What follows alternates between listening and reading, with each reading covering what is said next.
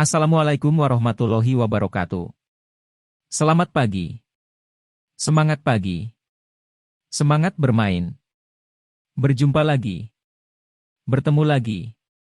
Dengan Om Mumun di channel Om Mumun Sharing. Pada kesempatan kali ini, kita akan bermain Candy Crush Saga. Namun sebelum kita lanjut ke video selengkapnya, jangan lupa untuk like, komen, dan share. Bagi yang baru pertama kali berjumpa dengan channel Om Mumun ini, silahkan nyalakan tombol subscribe-nya, serta nyalakan tombol lonceng notifikasinya. Agar tidak ketinggalan video-video menarik dan bermanfaat dari Om Mumun, tonton video ini sampai selesai agar lebih happy. Mari kita saksikan video ini selengkapnya.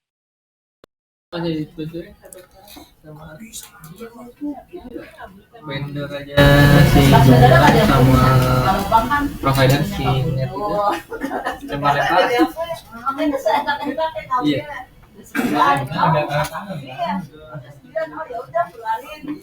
Belum lah kan.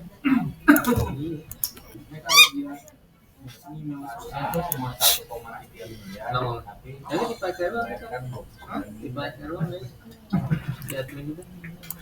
Yang ngirim ke situ coba kayak berapa ikan lo?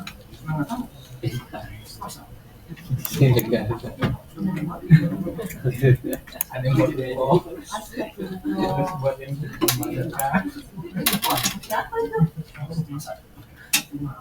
dibalikin 5 miliar karena ada logam mulia. Itu bisa dapat berapa emas banget ya? Kakak bisa dapat 4 Iya, admin lagi. Kilo-kiloan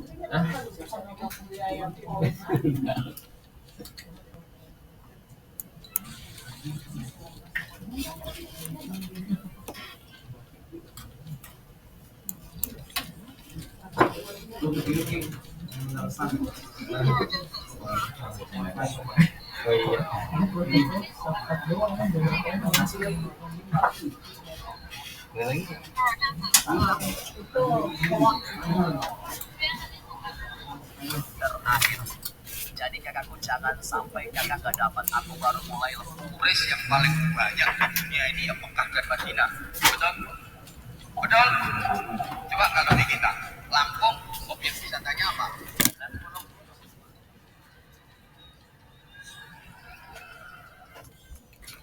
Kali ini kita akan membahas beberapa negara yang tidak diakui dunia. Yang pertama ada Somaliland. Ketika pertama kali mendengar negara ini, kamu akan berpikir jika Somaliland adalah Somalia. Nyatanya, itu adalah dua negara yang berbeda. Somaliland pertama kali mengumumkan kemerdekaannya pada 1991. Sayangnya, memisahkan diri dari Moldova kira-kira sudah 30 tahun lamanya. Meski demikian, sebagian penduduk Transnistria mengaku masih merasa bahagia meski negaranya tidak diakui dunia. Bahkan, negara ini juga memiliki pemerintahan, militer, lambang negara, hingga lagu kebangsaan layaknya negara-negara besar lainnya. Bahkan tidak hanya itu saja, negara yang masih memegang erat budaya Uni Soviet dalam gaya hidup para penduduknya ini juga mencoba memperkenalkan kekayaan alam yang dimilikinya. Salah satunya adalah melalui pariwisata. Berdasarkan informasi yang didapat, turis dari Rusia diketahui sering berkunjung ke Transnistria. Yang ketiga adalah Taiwan. Taiwan merupakan salah satu negara dengan pengakuan terbatas di Asia Timur. PBB secara resmi belum menganggap Taiwan sebagai sebuah negara, meskipun dirinya telah memproklamirkan sebagai negara yang merdeka. Hal ini dikarenakan Taiwan menguasai wilayah yang disengketa dengan Republik Rakyat Tiongkok Cina, yaitu Pulau Taiwan.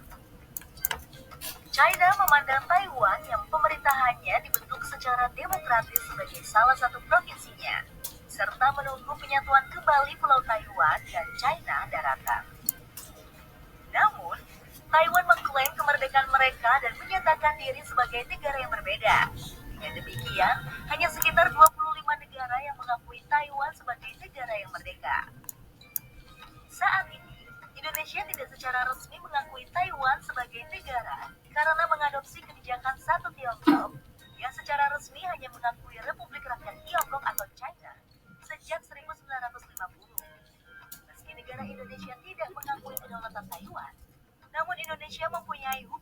internasional yang baik dengan Taiwan. Dan bahasa Indonesia menjadi salah satu kurikulum wajib murid sekolah dasar di Taiwan. Yang keempat ada Abkhazia.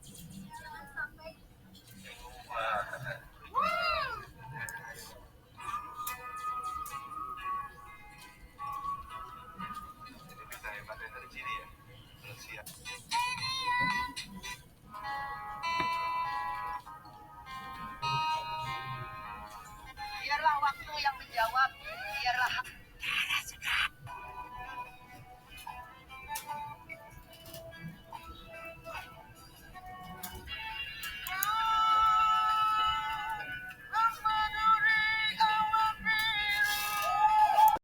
Suriname. Kinten-kinten tahun pinten. Tahun lahir pulau tahun selang 6 lamae kali pae di sini tahun selawi. Mae kali pakai sengkeng Jawi. Jawi. Nah, sengkeng Jawi desone itu Desane bawa Brebes. Jelegi Kudo Winangun. wong tuane bocah Suriname asal saka Indonesia, sing akeh saka Jawa Tengah. Kayata wong tuane Matugiem saka desa Jelegi Kutha Winangun lan wong tuane Pak Satyo saka Solo. Kang Ibu, nggih. Hey guys, aku mau bikin tutorial pakai. Harusnya bertindak di rumah sakit. Bidan sudah upaya di sini. Berhubung pemeriksaan partograf sudah melebihi, ya, udah harus bertindak. Kewajiban kita merujuk. Sudah merujuk juga kita konsul, udah ACC ke rumah sakit umum. Ternyata pasien menolak. Alasannya apa? Harus ada alasan atau kan menurut pemeriksaan bidan kan udah harus dirujuk. Bidan yang tahu.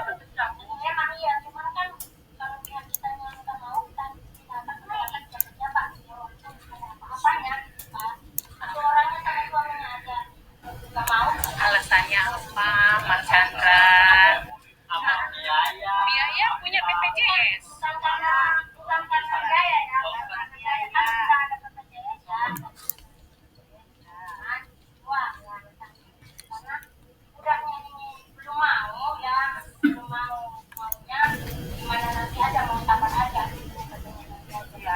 Kalau bisa mau natural.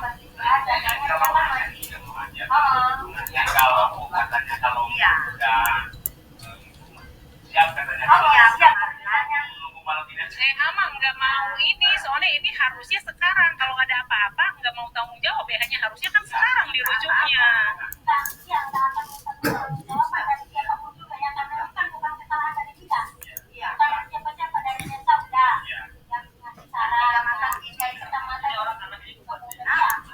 Ada ini eksekusi deh.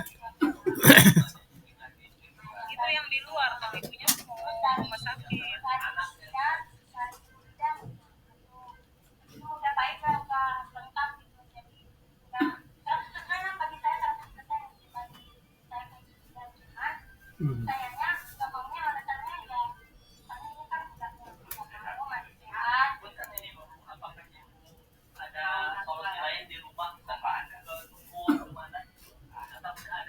Sekarang kalian bisa lepas masker saat naik kereta api. Syarat vaksinasi juga hanya berupa anjuran. Beneran, Imin?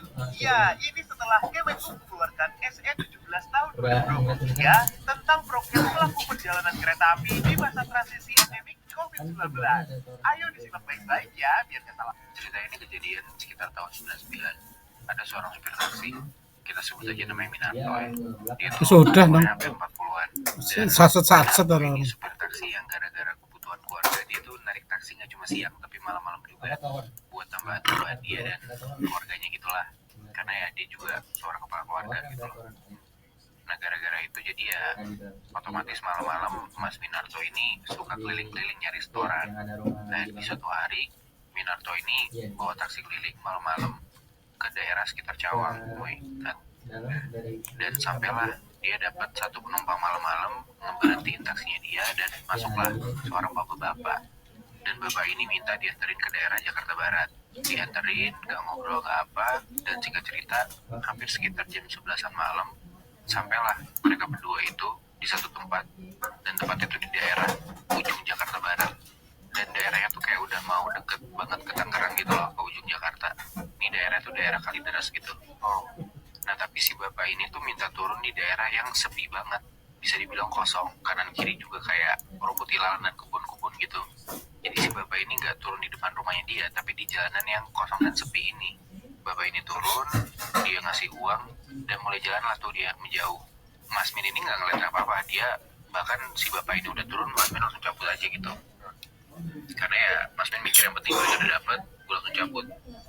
2 hari kemudian, Mas Minarto narik lagi malam-malam, cari penumpang daerah Cawang, keliling-keliling, dan sampailah ada yang ngeberhentiin. Itu posisi jam 10 malam. Dan ternyata yang ngeberhentiin itu bapak-bapak yang dianterin 2 hari lalu, orang yang sama. Dan si bapak ini minta dianterin lagi ke tempat yang sama di Jakarta Barat, Kalideres. Di tengah pergi sama bapak yang sama, malam-malam jam 10-an di daerah Cawang. Di titik yang sama juga.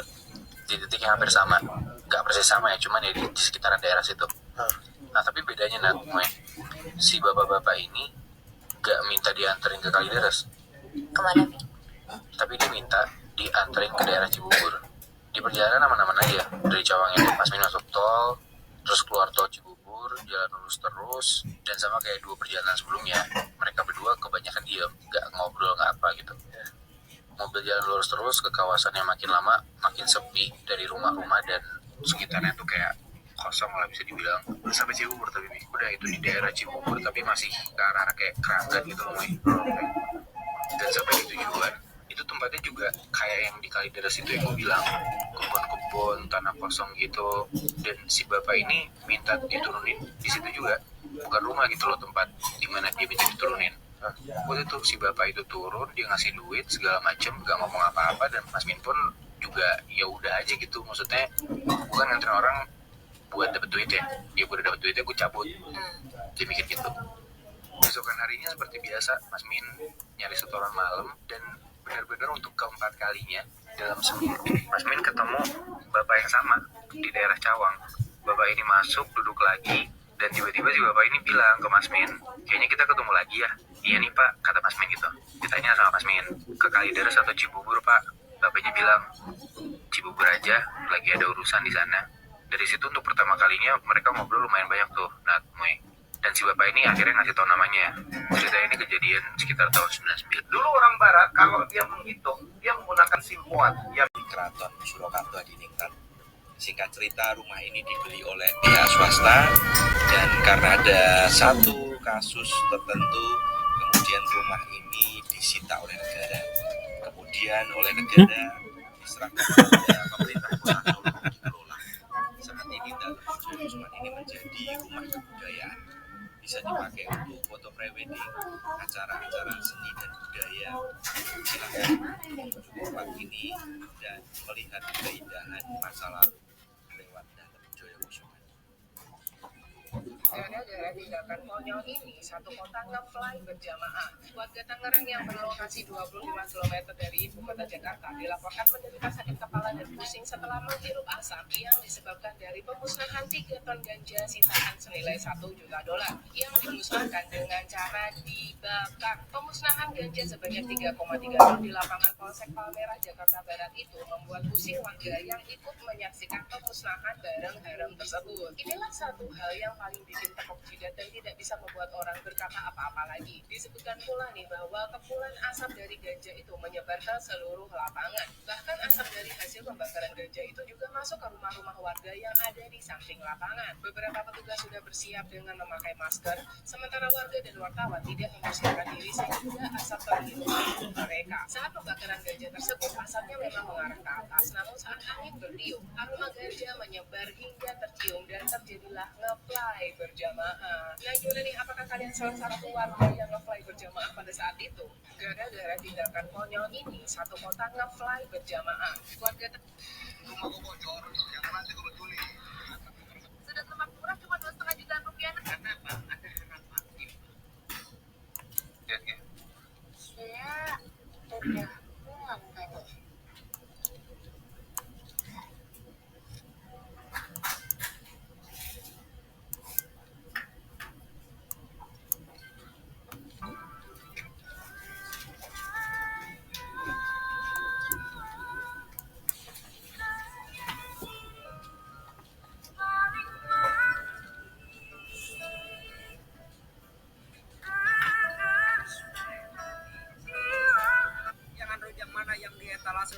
kakak yang di keranjang kuning di etalase nomor 1.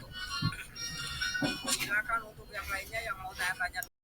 Nah, di desa itu, saudara keluarga Yuni ini juga tinggal bertiga. Suami, istri, sama satu orang cewek yang seumuran juga sama Yuni, namanya Sarah. Pas banget hari itu, tepat di hari Kamis malam.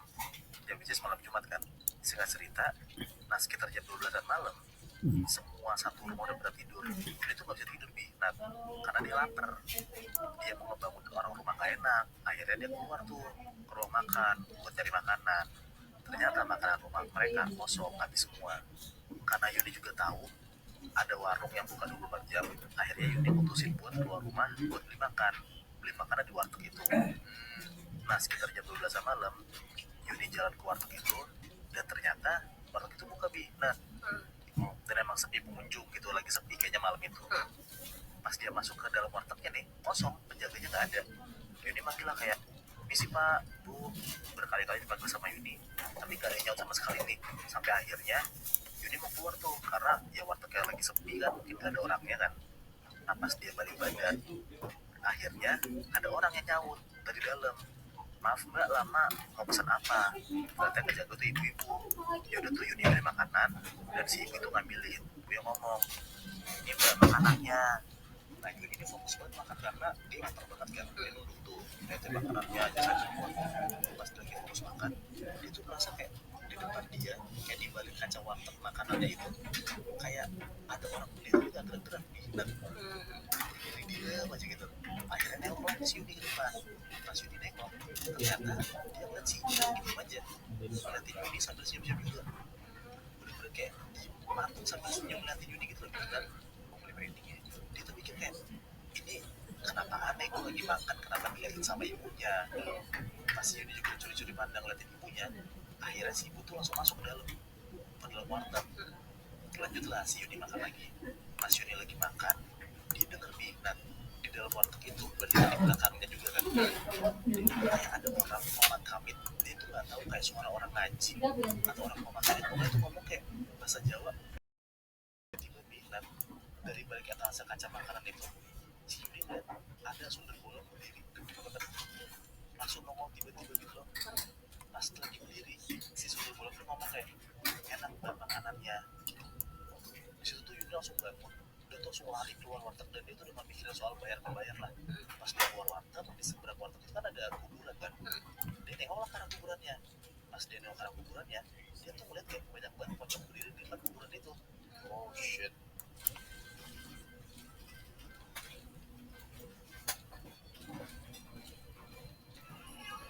Menyetrika dan melipat baju bukan hal yang melelahkan.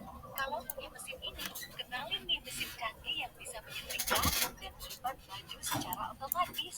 Cocok banget buat para bunda untuk meringankan kerjaannya di rumah. Penggunaannya mudah banget. Tinggal masukkan baju ke mesinnya, baju akan keluar dengan rapi dari bawah mesin. Yuk deh para suami suruh beli mesin canggih yang keren ini. Belinya di Inji Perabotan Masa Kini ya. Iya. Menyetrika Sudah dong. melipat baju bukan hal yang melelahkan. Kalau punya mesin ini, kenalin nih mesin canggih yang bisa menyetrika Mau ngajak ke set kan? dan melipat baju secara otomatis. Ayo. Buat para bunda untuk meringankan kerjaannya di rumah. Penggunaannya mudah banget. Ayo Kak. Masukkan baju ke mesinnya, baju akan keluar. Gak bahaya tak kalau ada Ini pengen ke set. melakukan lembut sama orang tuanya, itu lihat dunia luar ada orang yang manipulatif. Jadi mau nemenin. Jahat, nanti anaknya kaget dan kena mental lagi. Oke, kita kasih ilustrasi ya. Bayangkan makanan tadinya adalah minuman anak dan gentle berarti adalah sebuah usaha untuk menjadi garis tengah dalam hidup anak. Fungsi dari garis tengah ini adalah sebagai tempat untuk berbagi. Maka ketika seorang anak memiliki keahlian, banyak orang dapat menambahkan, dapat banyak kemudian, dia akan kembali kerja. Aku gak boleh lama-lama begini, nanti aku sok sih. Ada kontribusi orang lain jika aku berada di posisi ini, maka aku harus kembali ke bawah untuk menolong sebanyak mungkin orang agar dia punya kesempatan untuk naik.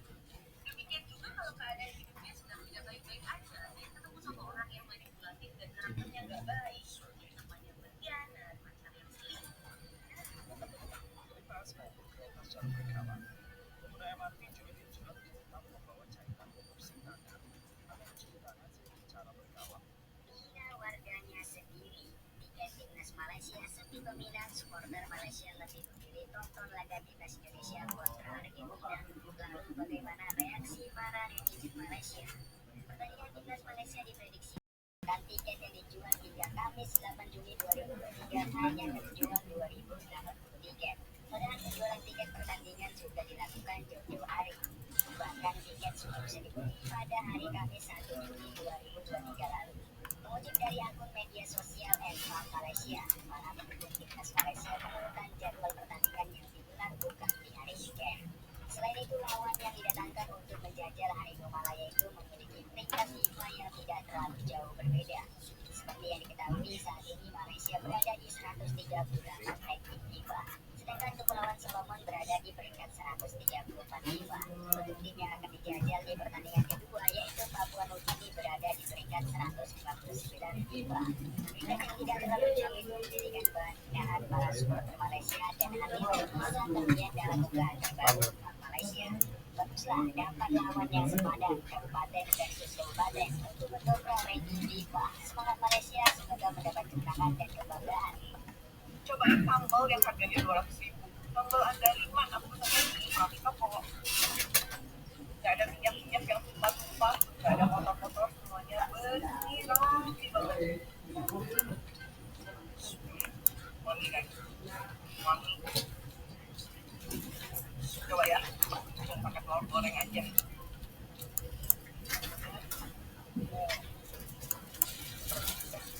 Sambalnya dulu.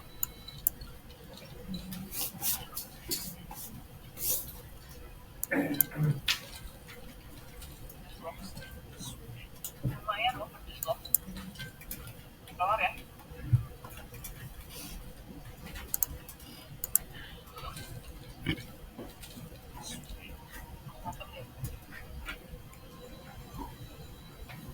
Ini udah berasa kayak lepas-lepas gitu nih.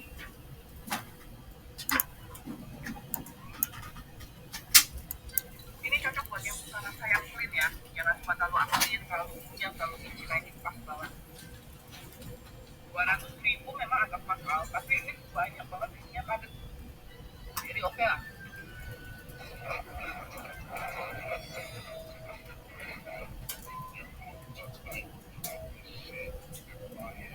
Lihat guys, ini kejadian kopi. Kau jangan buru-buruin aku, aku bilang. Kau masuk kamar.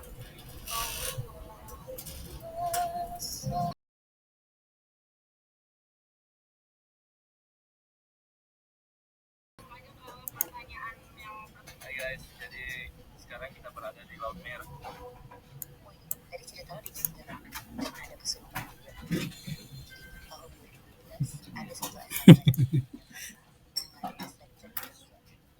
Kenapa sekolah itu di Jogja? Karena sekolah tuh ngerasa Jogja tuh punya warisan budaya sama sejarah yang berbeda.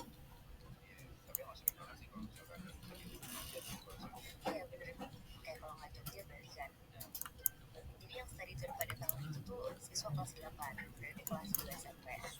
Mereka pergi 3 hari 2 malam dan naik bus rame-rame dari sekolah mereka. Nah, jadi gue mau ceritain tentang satu tim anak-anak SMP itu.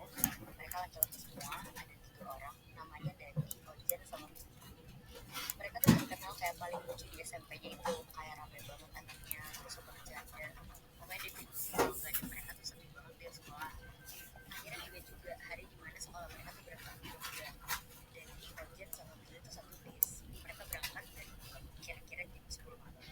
Biar sampai Jogja lagi dan dari macet lain-lain juga. Selama di perjalanan juga seru banget. Terima kasih telah menyaksikan video Om Mumun bermain Candy Crush Saga. Sekali lagi jangan lupa like, komen, dan subscribe-nya. Terima kasih dan sampai jumpa di next video. Wassalamualaikum warahmatullahi wabarakatuh.